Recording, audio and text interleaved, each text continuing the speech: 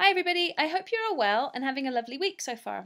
Thanks in advance for just giving me 10 minutes of your time to talk a little bit about the student services being offered at the moment. There have been loads of developments this year, so really the three of us, Susan, Claudia and myself, wanted to give you a whistle-stop tour to show you how to get the best, most focused and fastest support possible for your students.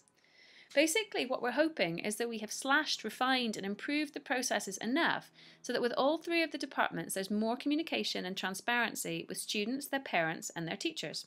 So, welcome to our whistle-stop guide. So, why the tree, you might be wondering? It sounds like a little bit of a no-brainer, but at the beginning of the year, all three of the departments, the ALD, my department, the EAD, Susan's department, and the CEG, Claudia's department, we were all working kind of independently of one another. We all wanted to work brilliantly together, we all wanted to have great communication, and we all wanted to provide the best service possible for the students. However, given the size of the programs, this is easier said than done. So really, there were three separate support departments growing separately and doing the best that they could, but separately, in isolation. No more, at the risk of flogging a dead metaphor, we have now consolidated those three trees and have become one. Still three branches, but one tree nonetheless. So the EAD, the CEG and the ALD now fall under one shady arbor, if you will, the Student Services Team. This hasn't changed who does what or where they do it. So there's no radical changes there. But what has changed radically is that this structure has enabled us to really streamline our processes and get the right support for students in place quickly, and it has helped us to really focus on making follow-up transparent and also accountable to the teachers who refer and to the students being referred. So basically the heads of the three branches, if you will, Claudia, Susan and myself, we meet once a week on a Friday to discuss all the cases that have come through any of our doors. This brings me to the next point, which is how do the cases come through those doors? When we started this project, we realised that we have a lot of shared issues when we were discussing how to consolidate student services. And really the issues that we share connect primarily to referrals and to communication.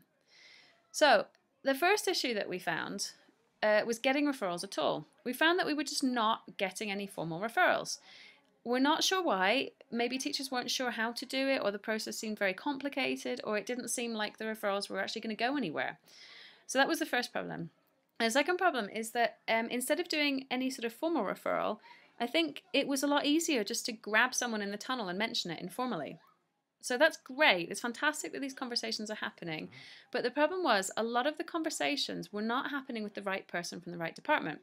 And also without a formal process, it was hard for the teachers to know what had happened to the student. Were they actually receiving support? Were they not? Were the parents cooperating? Were they not? Who was the tutor? Etc, etc, etc. So that was another issue. The third issue related really to crossover referrals. The informal referrals and the follow-up weren't successful because there was some crossover with other departments. For example, we kept finding ourselves in the situation where a student might be working with my department and with Susan's department, and neither of us knew. There were so many students getting attention from one or two or all of the departments that the communication was getting lost in the process. The fourth issue really relates to the question, how bad does it have to be? It's been hard to define really when to refer, because it's quite a subjective judgment, isn't it? Basically, how bad does it have to be for a referral to happen? What are the criteria, who defines it, and who's going to be the teacher that sticks their neck out to be the one that finally refers the student? Sometimes it's just a feeling more than anything really concrete that makes us want to refer, but of course no one wants to be wrong or make a mistake with it. So all of these issues really made referrals and follow-up a bit of a headache for everybody concerned, and the people that fell through the cracks were the students. So from these issues really came one solution which hopefully slashes through them all. So here is what we have come up with to address those issues. To address issue number one, basically we have one new general referral form for all three departments. It's simple, it's online, and it takes literally 5 minutes to fill in. Basically, we receive the form, the student will be discussed in our Friday meeting, and a case manager from the most suitable department will be assigned, and then that person will contact you within 1 week. Issue number two, the sneaky tunnel grabbing. Only formal referrals can be addressed by student services. Conversations in the tunnel are great and they can and should be happening, but that can't be the end of it. There needs to be a formal referral from the teacher. Without this, the three heads of departments can't design a coherent strategy to address the student's needs. We'll come back to that in a second when I show you the form. Issue number three, crossover between departments. By having our weekly meetings, we also share feedback on what's happening in the follow-up so that cross-departmental cooperation works better. Issue number 4, how bad does it have to be? The idea really is that this structure takes the pressure off of the teacher to gauge how bad it is. If you as a teacher are concerned about anything related to the student, you refer. The great thing about this is that you don't even have to know which department you need to refer the student to. If something doesn't feel right about the learner and their learning, or their interactions, or their language, you refer. End of story. Equally, you might refer just to discount a problem rather than really identify one in the interests of being safe rather than sorry. Obviously, it's much better to over-refer than not to refer at all, or to refer too late. Obviously, we can't help very much if the referral comes in 2 days before parent-teacher meetings. So we're really hoping as well that this form empowers teachers to follow their instincts and let us know what's happening as early as they can. Okay, so here's the form.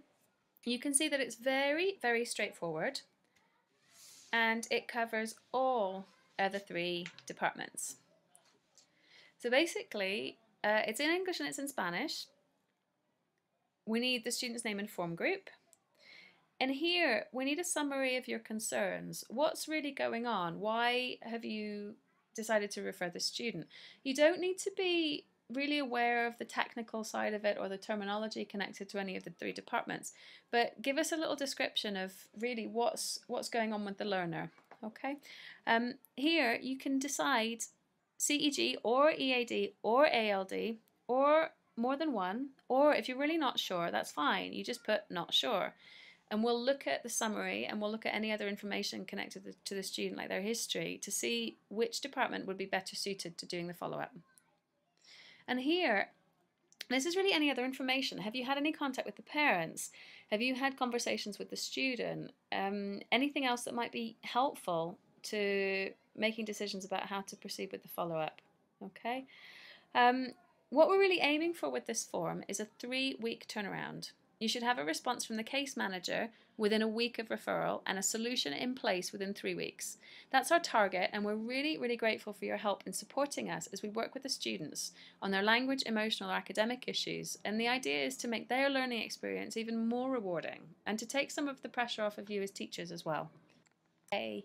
So thank you in advance for all of your help with this. Big cheesy grin for everybody. If you get a chance, please just submit a dummy referral to see how it all works with a test case.